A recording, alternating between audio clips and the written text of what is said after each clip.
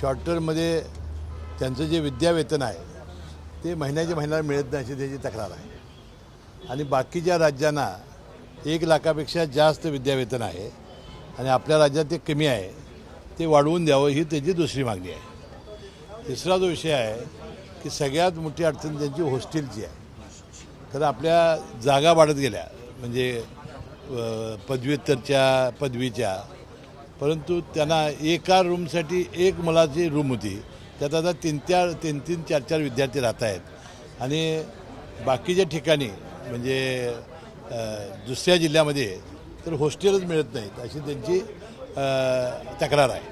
तर आता आम्ही काय सांगितलं त्यांना की आम्ही अनेक सगळ्या हॉस्पिटलमध्ये आता नवीन हॉस्पिटल, तर त्यांना मी सांगितलं की पुढच्याच आठवड्यात आपण एक अर्थ विभागाकडे अजितदादा पवारांच्याकडे बैठक लावू। हे जे 2 विषय आहेत, एक मंत्रिमंडळापुढे जावं लागेल जे आपल्याला विद्यावेतन वाढवायचं आहे ते, आणि महिन्याच्या महिन्याला द्यायचं आहे त्याबद्दल एक अर्थ विभागावर आपल्याला वित्त विभागावर चर्चा करावी लागेल।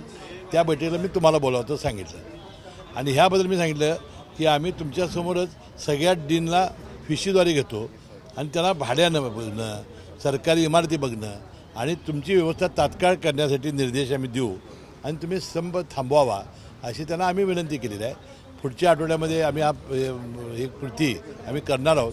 तर माझी आजही त्यांना कळकळीची विनंती आहे की सगळे गरीब माणसं रुग्ण हे त्या हॉस्पिटलमध्ये येत असतात, त्यांचीसुद्धा फार मोठे त्यामुळे अडचण होते, तर कृपया त्यांनी 1 आठवड्याच्या आत आम्ही रिझल्टपर्यंत येतो आहे त्यांनी थांबावं अशी मी विनंती त्यांना केलेली होती।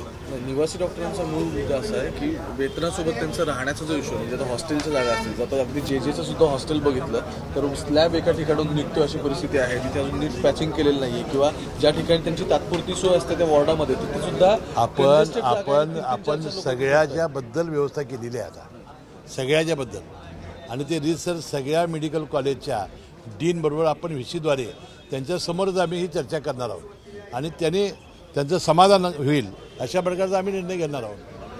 काही दिवसांपासून अजित पवारांचं एक वक्तव्य सध्या खूप प्रचंड चर्चेत आहे की कुठेतरी शरद पवारांच्या म्हणण्यावर अजित पवार अशा नाही, जितेंद्र आव्हाड हा अतिशय घाणेरडा माणूस आहे। अजित पवारांनी 5 जुलैला सुद्धा अशा दादाने भावना व्यक्त केल्या होत्या की बाबा आता रिटायर होणार आहे की नाही तुम्ही, कारण तुमचं वय झालेलं आहे, तुम्हाला त्रास आहे आणि तुमचे शरीर चांगलं राहावं यासाठी त्यांनी भावना व्यक्त केल्या।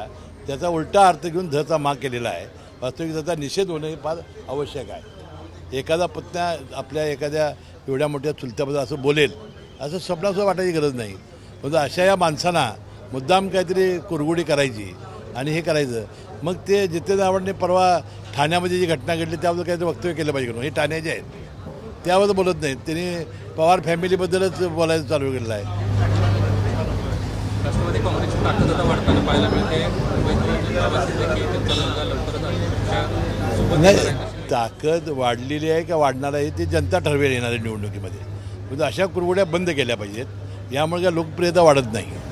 राज्यसभेच्या निवडणुका आता पाईपलाईनमध्ये आहेत, तुमच्या संख्या पाहिली आणि कोटा जर पाहिला तर तुमच्याकडून सुद्धा एक व्यक्ती नॉमिनेट होईल, अल्पसंख्याक चेहरा देण्याचं काही यांना मत नाही, अजून काय तसं ठरलेलं नाही, ते अजित पवार निर्णय घेतील।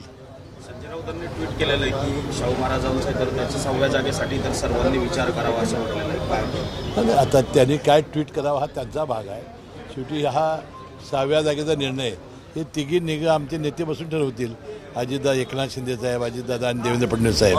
पण शाहू महाराजांचं नाव समजा समोर आलं तर कोल्हापूर आता त्या तिघांनी ठरवायचं नेते मंडळीने। अहो त्या शाहू महाराजांनी अजून इच्छाच व्यक्त केलेली नाही, तर मी त्यांना भेटल्यानंतर इच्छा व्यक्त केली की विचारेन। एबीपी माझा, उघडा डोळे बघा नीट।